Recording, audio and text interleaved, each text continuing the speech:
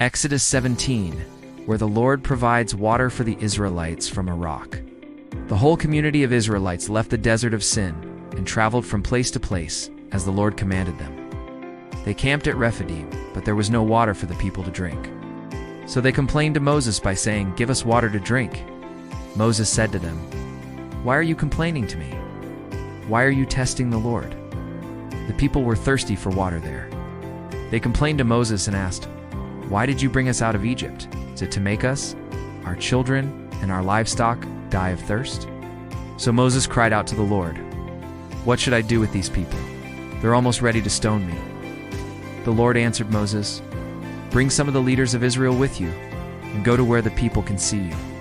Take the staff you used to strike the Nile River. I'll be standing in front of you there by a rock at Mount Horeb.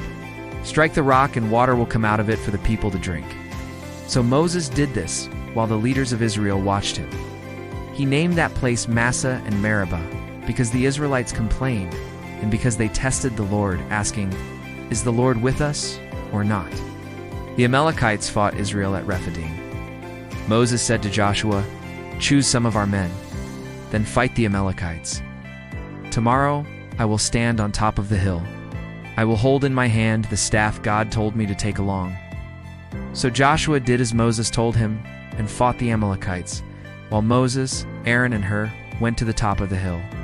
As long as Moses held up his hands, Israel would win, but as soon as he put his hands down, the Amalekites would start to win.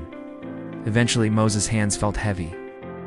So Aaron and Hur took a rock, put it under him, and he sat on it. Aaron held up one hand, and Hur held up the other.